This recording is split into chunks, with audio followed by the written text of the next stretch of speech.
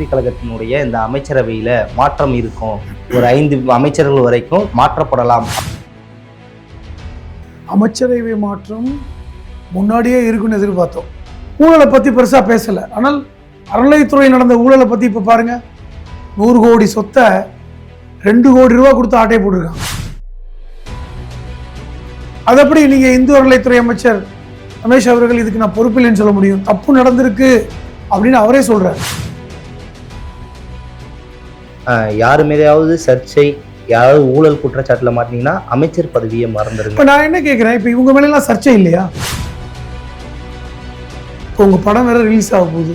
பல போராட்டங்களுக்கு பிறகு பல அமைச்சர்கள் கேட்குறாங்க. அமைச்சர் விக்னேஷ் கேட்குறாரு, 3 மணி நேரம் விட்டுருங்க, நான் ரசிகரா மாதிரி டிக்கெட் வாங்க போகிறேன். தார்மீக பொறுப்பேற்று அறநிலையத்துறை அமைச்சர் பதவியை ராஜினாமா பண்ணியிருக்கணும். என் மேலே குத்தம் இல்லை நிரூபிச்சா நான் வந்துக்கிறேன்னு.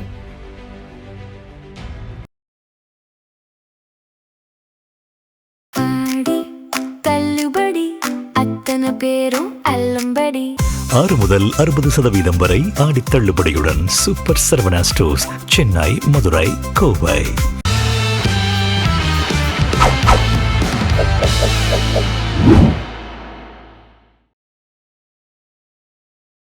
ஜம் தொலைக்காட்சி நேயர்களுக்கு வணக்கம். இன்றைய சிறப்பு நேர்காணலில் நம்மோடு அரசியல் விமர்சகர் புதுமடம் அலீம் அவர்கள் இணைந்துள்ளார். அவரிடம் இன்றைய அரசியல் சூழல் குறித்து விரிவாக விவாதிப்போம். சார் வணக்கம். வணக்கம். எப்படி இருக்கீங்க?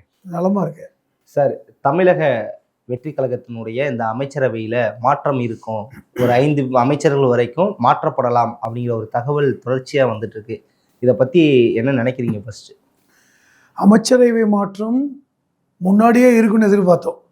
இவங்க என்ன சொல்கிறாங்கன்னா, எம்ஜிஆருடைய வாரிசு, ஜெயலலிதாவோட வாரிசு அப்படின்னு சொல்கிறாங்கல்ல திரு விஜய் அவர்களை.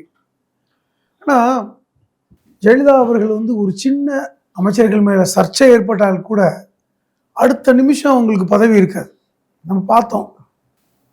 கடந்த காலங்களில் ஒரு சில அமைச்சர்கள் மேலே எவ்வளோ பெரிய சர்ச்சைகள் எழுந்தன நம்ம பார்த்து தான் செஞ்சோம். இந்த சரத் அவர்கள் மேலே, கில்லி சரத், ஆமாம், கில்லி சரத், அவரை பற்றி பேசாத ஊடகங்கள் இல்லை. மாத்திரை எப்படி நசுக்குனாரு, எப்படி டெமான்ஸ்ட்ரேட்லாம் பண்ணி காமிச்சாங்க. இப்போ அவரையே அப்போதே தூக்கிடுவான்னு எதிர்பார்த்தாங்க, தூக்கல. இன்னொன்று திரு விஸ்வநாதன் அவர்கள், காங்கிரஸ் கட்சியை சேர்ந்த விஸ்வநாதன் அவர்கள் மேலே மிகப்பெரிய அளவில் ஒரு விமர்சனம். சிறு குழந்தைகளுடைய கால்களை தொட்டார். அவர் எந்த மனநிலையை தொட்டார்னு நமக்கு தெரியாது. ஆனால் பார்ப்பதற்கு ஒரு அருவருப்பான ஒரு செயல் அப்படிங்கிறது எல்லாருமே சொன்னாங்க. திருமதி கனிமொழி அவர்கள் கூட இது ரொம்ப கேவலமான ஒரு செயல்னு சொன்னாங்க. அப்போ இந்த மாதிரி ஒரு சர்ச்சை வந்தாலே அவர்களை அமைச்சரை விட்டு தூக்கிடுவாங்க ஜெயலலிதா. சமீபத்தில் மிகப்பெரிய இவர்களெல்லாம் ஊழலுக்கு எதிரான ஒரு கட்சின்னு சொல்றாங்க. இன்னும் சொல்ல போனா, ஊழல் யார் செய்தாலும் நான் நடவடிக்கை எடுப்பேன், ஊழலை ஏற்றுக்கொள்ளவே மாட்டேன், ஊழலும் பெண்களுக்கு எதிரான குற்றங்களை நான் மிக கடுமையாக நடவடிக்கை எடுப்பேன்னு முதல்வர் சொல்றாருல்ல. ஆனால் அந்த 2 தான் இன்னைக்கு இப்போ பார்த்தீங்கன்னா ஆரம்பிச்சிருக்கு. பெரிய அளவில் உங்களுக்கு அந்த பாலியல் பிரச்சனைகள் கடந்த 4 மாதங்களாக எப்படி இருக்குன்னு நமக்கே தெரியும். ஊழலை பற்றி பெருசாக பேசலை. ஆனால் அறநிலையத்துறை நடந்த ஊழலை பற்றி இப்போ பாருங்க, 100 கோடி சொத்தை 2 கோடி ரூபா கொடுத்து ஆட்டை போட்டிருக்காங்க. இது அமைச்சருக்கு தெரியாது. சாட்சி கையெழுத்து போட்டது திமுக தானே, அவங்க வீட்டில் விசாரணை போயிட்டு இருக்கு. சாட்சி கையெழுத்து போட்டது திமுகவா இருக்கட்டும், காங்கிரஸா இருக்கட்டும், யாருடைய ஆட்சி நடக்குது? அறநிலையத்துறை என்பது எப்படிப்பட்ட ஒரு துறை? அது பழனி மலையின் அடிவாரத்தில் இருக்கின்ற 100 கோடி மதிப்புடைய அந்த சொத்தை 1.25 ஏக்கர்ன்றாங்க. 2 கோடி கொடுத்து இந்த சார் பதிவாளரே வாக்குமூலம் கொடுத்துருக்காருல்ல, சஸ்பெண்ட் பண்ணியிருக்காங்க. அது எப்படி நீங்க இந்து அறநிலையத்துறை அமைச்சர் ரமேஷ் அவர்கள் இதுக்கு நான் பொறுப்பில்லைன்னு சொல்ல முடியும்? தப்பு நடந்திருக்கு அப்படின்னு அவரே சொல்றார். அவர் சொன்ன அந்த பதில் ஏத்துக்க கூடியதா இருந்துச்சு. எப்படி ஏத்துக்க கூடியது? அவங்க ஆட்சி, அவர் அந்த துறையுடைய அமைச்சர். ஏற்கனவே அவர் இதுக்கு போனார்ல, திருச்செந்தூருக்கு. அவர் தானே போனாரு. 4000 ரூபாய். அவர் ஒன்றும் மாறு இடத்துல எல்லாம் போகல, மாஸ்க் போட்டுட்டு போனாரு. அவர் மாஸ்க் போட்டாரு, மாஸ்கை கலட்டினாரு. அவருக்கு மாஸ்கே போடலைனாலும் அவருக்கு தெரியாது. ஏன் அறநிலையத்துறை அமைச்சர் மாஸ்க் போடாமல் போனால் கண்டுபிடிச்சிருப்பாங்களா? தெரியாதுங்க இவர் தான் அமைச்சர்னு. 4000 ரூபாய் கேட்டாங்கன்னு பட்டவர்த்தனமா அந்த குருக்களை என்ன பண்ணிட்டீங்க? நான் என்ன கேட்குறேன், மறுபடியும் அவரை போக சொல்லுங்க, மறுபடியும் கேட்பாங்க. இப்போ அப்படிப்பட்ட ஒரு அறநிலையத்துறையில் நீங்கள் இப்போ வந்து ஒரு மிகப்பெரிய அளவில் மோசடி நடந்திருக்கு. 100 கோடி சொத்து வந்து பட்டவர்த்தனமாக 2 கோடிக்கு ஆட்டையை போட்டிருக்காங்க. அதில் தாவேக்காரங்களும் சம்மந்தப்பட்டிருக்காங்க. அதை கைது பண்ணி அந்த அறநிலையத்துறை அமைச்சர் வந்து பொறுப்பேற்று ராஜினாமா பண்ணியிருக்கணும். இன்னைக்கு அவருடைய மந்திரி அமைச்சர் பதவியும் தொங்கிட்டு இருக்கு. ஒன்று. அடுத்து வேற யாரு? இன்னும் பலர். தொழில்துறை அமைச்சர் கீர்த்தனா, அவங்க ஏற்கனவே டாப். எப்படி அந்த கம்பெனியை பத்தி நீங்க சொல்றீங்க அப்படின்னு கேட்டா, அதான் வந்து யூடியூப் இதுல சமூக வலைத்தளத்துல பின்னோட்டத்திலேயே பாருங்க அப்படின்றாங்க. எந்த அளவுக்கு அறிவாளிகளாக இருக்காங்க அப்படிங்கறத நம்ம பார்க்க முடியுது. ஓகே சார், அமைச்சர்களோட இந்த செயலை விடுங்க. அமைச்சரவை கூட்டத்தில் கூட முதல்வர் திரு ஜோசப் விஜய் அவர்கள் சொல்லியிருக்காங்க, யாரு மீதாவது சர்ச்சை, யாராவது ஊழல் குற்றச்சாட்டுல மாட்டினீங்கன்னா அமைச்சர் பதவியை மறந்துருங்க. இப்ப நான் என்ன கேட்கிறேன், இப்ப இவங்க மேல எல்லாம் சர்ச்சை இல்லையா? அறநிலையத்துறை அமைச்சர் மேல சர்ச்சை இல்லையா? கீர்த்தனா அவர்கள் மேல சர்ச்சை இல்லையா? உயர்கல்வித்துறை அமைச்சர் விஸ்வநாதன் மேல சர்ச்சை இல்லையா? இதெல்லாம் சர்ச்சையா வந்து முதல்வருக்கு தெரியலையா? இல்ல, நேரடியாவே சொல்லியிருக்காரு, ஊழல் அந்த மாதிரி குற்றச்சாட்டுகள்ல ஏதாவது குற்றச்சாட்டுகள்ல மாட்டினா உங்களோட பதவி பறிக்கப்படும் முதல்வரே சொல்றாரு இல்லையா? கேட்கிறேன், முதல்வர் சொன்னா போதுமா? நமக்கு தேவை செயல் தானுங்க. 1 நிமிஷம் ஆகுமா பதவி தூக்குறதுக்கு? ஜெயலலிதா அவர்கள் அந்த வினாடி தூக்கிடுவாங்க. நான் என்ன கேட்கிறேன், அமைச்சர் ஜெயலலிதா அவர்கள் பிரிவில் அமைச்சர் அவர்கள் காலைல ஏந்திரிச்சு வந்து கீழே அந்த பாடி கார்ட்ஸ் இருந்தாங்க தான் அமைச்சர் பதவி இருக்கு அப்படிங்கிற ஒரு. அப்ப இதுல இருந்து என்ன தெரியுது? நீங்க ஒன்னும் ஜெயலலிதாவுடைய வாரிசு ஆக முடியாது, நீங்க ஒன்னும் எம்ஜிஆருடைய வாரிசா இல்ல. காரணம், நீங்க உங்களுடைய கட்டுப்பாட்டில் அமைச்சர்கள் இல்ல, எடுத்துக்க முடியும். நான் என்ன கேட்கிறேன், இப்போ உங்க படம் வேற ரிலீஸ் ஆக போகுது பல போராட்டங்களுக்கு பிறகு. ஆமா, அந்த படம் ரிலீஸ் அன்னைக்கு அமைச்சர்களுக்கெல்லாம் விடுமுறை கொடுங்க. பல அமைச்சர்கள் கேட்குறாங்க. அமைச்சர் விக்னேஷ் கேட்குறாரு, 3 மணி நேரம் விட்டுருங்க, நான் ரசிகரா மாதிரி டிக்கெட் வாங்க போறேன். ரசிகரா இருக்கும்போது டிக்கெட் வித்துருப்பார். இப்போ அமைச்சர் டிக்கெட் வாங்க போறேன், விட்டுருங்க. அந்த ரசிக மனப்பான்மையில் தான் இன்ன வரைக்கும் அமைச்சர்கள் இருக்காங்க. நம்ம அமைச்சர் ஆகிட்டோம், தமிழ்நாட்டு மக்களுடைய மாண்புமிகு அமைச்சர் அப்படிங்கிற இடத்துல இல்லை. இன்னைக்கும் ஜனநாயகம் படத்துக்கு நாங்கள் போய் போஸ்டர் ஓட்ட போறோம். இதுதான் அவர்களுடைய மனநிலை. நான் என்ன சொல்றேன்னா, ஊழல் செய்த அமைச்சரை நான் விட்டு வைக்க மாட்டேன்றீங்க. 100 கோடி சொத்தை 2 கோடிக்கு ஆட்டையை போட்டிருக்காங்கிறத பட்டவர்த்தனமா இன்னைக்கு நீதிமன்றம் கணித்திருக்கிறது. அது கேஸ் இருக்கு இன்னைக்கு. அது அமைச்சரே ஒத்துக்கிட்டாரு, உண்மை அது 100 கோடி சொத்துன்னு. நீங்க எந்த நடவடிக்கை எடுக்கல. தார்மீக பொறுப்பேற்று அறநிலையத்துறை அமைச்சர் பதவியை ராஜினாமா பண்ணியிருக்கணும். என் மேல குத்தம் இல்லை நிரூபிச்சா நான் வந்துக்கிறேன்னு செய்யல. இப்படி பல்வேறு அமைச்சர்கள் மேல இன்னும் வரும். இப்ப இப்படிப்பட்ட ஒரு சூழலில் நீங்க என்ன நடவடிக்கை எடுக்க போறீங்க? வெறுமனே மிரட்டலா? அந்த மிரட்டல் துணி மட்டும்தான் இருக்கு. ஓகே சார், அதாவது இன்னொரு விஷயம் சொல்லிடுறாரு, பள்ளிக்கூடங்கள்ல போயிட்டு ரீல்ஸ் எடுக்கிற இந்த வேலையெல்லாம் வச்சுக்க கூடாது அப்படின்னு முதல்வர் எச்சரிக்கை வச்சிருக்காரு. ஒருவேளை ரீல்ஸ் எடுக்க சொல்றாரோ? நான் என்ன கேட்கிறேன், அவங்க ஆட்சியே ரீல்ஸ் ஆட்சி தான். நான் சொல்றது ரீல்ஸ் ஆட்சினா முதல்வர் கவனத்துக்கே ரீல்ஸ் மூலமா தான் அந்த செய்திகளை கொண்டுட்டு போறாங்க. நம்ம ஏற்கனவே பேசியிருக்கோம், எக்மோருடைய அந்த மருத்துவமனை விஷயத்தை பேசியிருக்கோம். ரீல்ஸுகள் தான் முதல்வரை செய்திகளை கொண்டு சேர்க்கிறது. ரீல்ஸ் பார்த்துட்டு முதல்வர் ஆக்ஷன் எடுக்கிறாருங்க. அது எப்படி நீங்க பரப்பிட்டீங்களேங்க. தேர்தல் சமயத்திலே ரீல்ஸ் மூலமா தான் நீங்க உங்க தேர்தல் பிரச்சாரத்தையே பண்ணீங்க. உங்க ஒவ்வொரு அமைச்சர்களும் ரீல்ஸ் போடுவதற்கு ஆட்களை வைத்திருக்கிறார்கள். உங்க அமைச்சரே அந்த மாத்திரையை எப்படி உடைச்சோம், எப்படி செஞ்சோங்கிற ரீல்ஸ் தான் போட்டாரு. அது 1 வருஷம் 2 வருஷத்துக்கு முன்னாடி உள்ள செய்தி தான். எல்லா அமைச்சர்கள் செய்யக்கூடிய செயல்பாட்டையும் வாரம் வாரம் ரிப்போர்ட் கார்டு மாதிரி வாங்கி பார்க்கிறார் முதல்வர் அவர்கள். ரிப்போர்ட் கார்டு யாரு வாங்குவாங்க? ரிப்போர்ட் கார்டில் யார் கையெழுத்து போடுவாங்க? ரிப்போர்ட் கார்டு என்பது என்ன? உங்களுடைய மதிப்பெண். அதை மக்கள் மத்தியில பட்டவர்த்தனமா வெளியிடுவாரா? இந்த அமைச்சருக்கு இந்த மதிப்பெண் போட்டிருக்கேன், இந்த தவறு இருக்கு. அது நான் என்ன சொல்றேன்னா, இன்னுமே வந்து அந்த ரசிக மனப்பான்மையோடு இன்னும் நீங்க பாத்தீங்கன்னா சட்டமன்றத்துல பின்னாடி 2 அமைச்சர்கள் எப்படி கை தட்டி அமைச்சர் முதல்வர் பேசும்போது அதை ரசித்தார்கள். கிட்டத்தட்ட அந்த ரசிக மனப்பான்மை தான். அவர் என்ன சொன்னாலும் ரசிக்கணும், பஞ்ச் டைலாக் கூட ரசிக்கணும். அந்த மாற்றம் நான் என்ன கேட்கிறேன், நீங்க கூட கேட்பீங்க, ஆட்சிக்கு வந்திருக்கிறாங்க, புதுசு, ஆட்சி நடத்தட்டும், ஒரு 6 மாசம் ஆகட்டும், கத்துக்கட்டும், நல்ல ஆட்சி நடத்தட்டும். ஆனா எதுவுமே நடக்கல. தங்களை அவர்கள் மாற்றிக்கொள்ளவே இல்லை. நான் திருப்பி சொல்றேன், மாற்றிக்கொண்டு வேகமாக முடிவெடுங்க. 2 மாசத்துல உங்களால ஒண்ணுமே பண்ண முடியல, சட்டம் ஒழுங்குலாம் சீர்கெட்டு போயிருக்கு, ஒரு டைம் எடுக்கிறீங்க. நான் என்ன கேட்கிறேன், இந்த ஆட்சி இப்போ வந்துட்டீங்கல்ல, ஏதாவது ஒரு திட்டத்தை கொண்டு வந்து டக்குன்னு செயல்படுத்தி. எதுவுமே நடக்கலைங்க. நீங்க எதிர்க்கட்சியை குறிப்பா திமுகவை வந்து குற்றம் சுமத்தி அவர்களை திட்டி அதன் மூலமாக ஒரு வெளிச்சத்தை வச்சுக்கிட்டே இருந்தீங்க. டயலாக்கு வாயில வந்துடும், அப்படி வந்துடும், நாங்கள் எப்படி பண்றோம், ஊழலுக்கு எதிரான ஆட்சி, ஊழல், இதெல்லாம் வார்த்தை.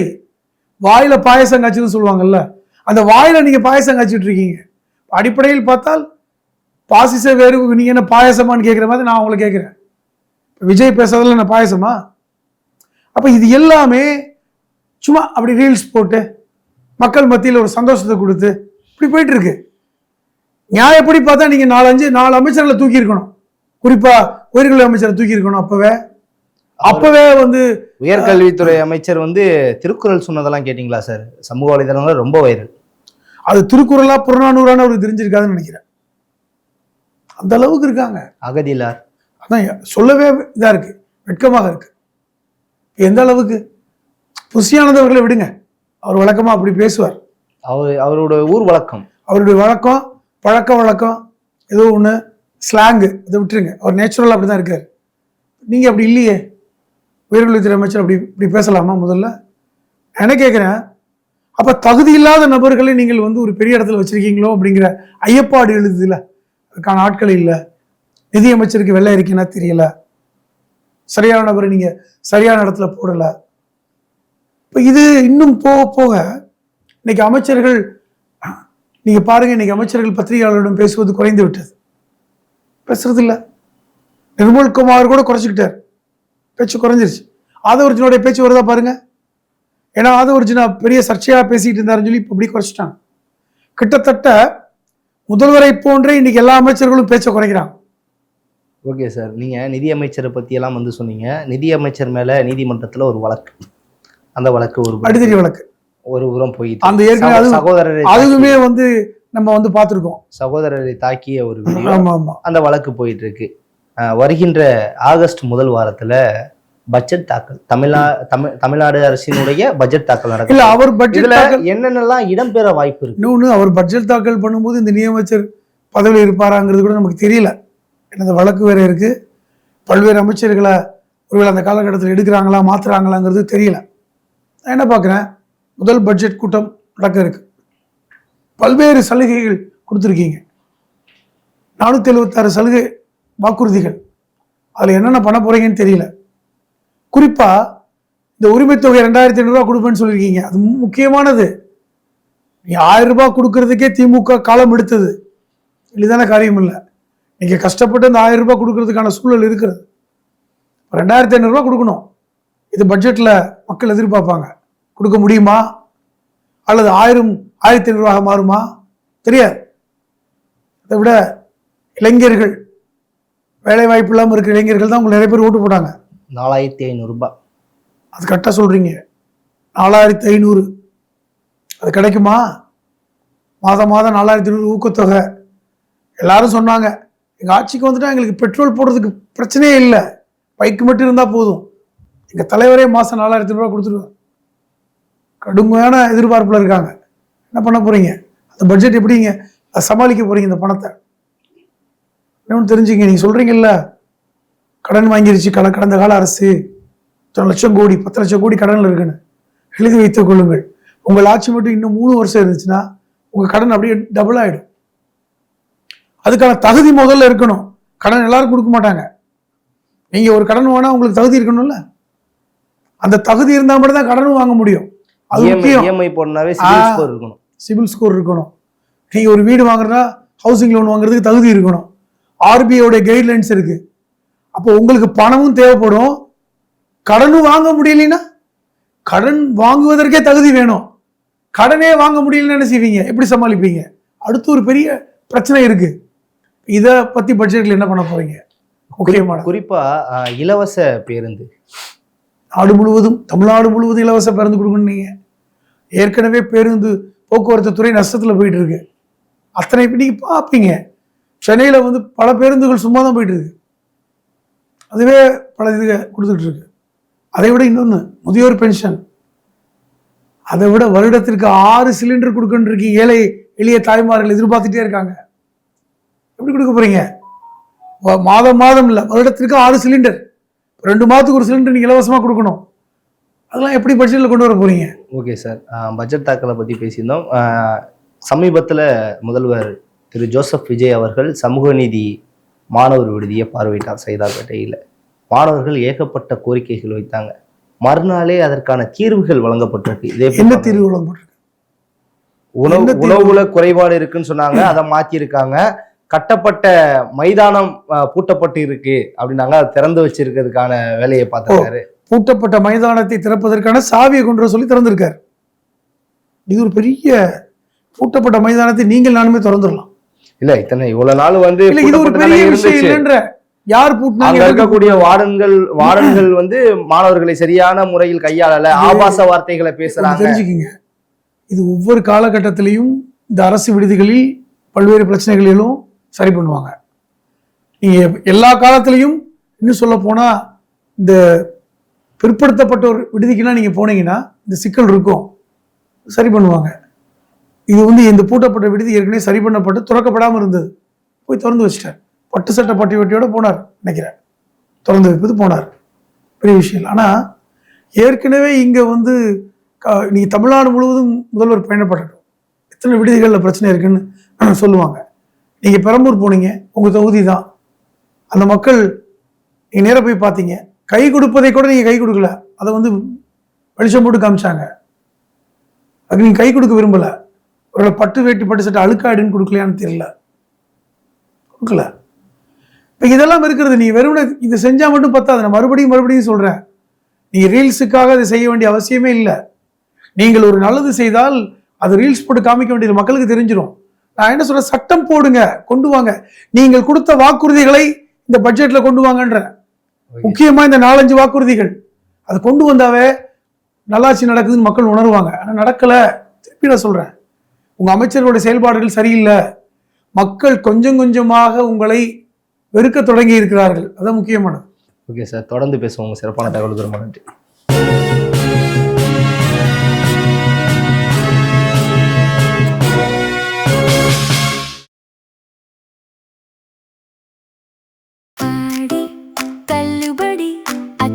பேரும் அல்லம்படி 6 முதல் 60% வரை ஆடி தள்ளுபடியுடன் சூப்பர் சரவணா ஸ்டோர்ஸ், சென்னை, மதுரை, கோவை.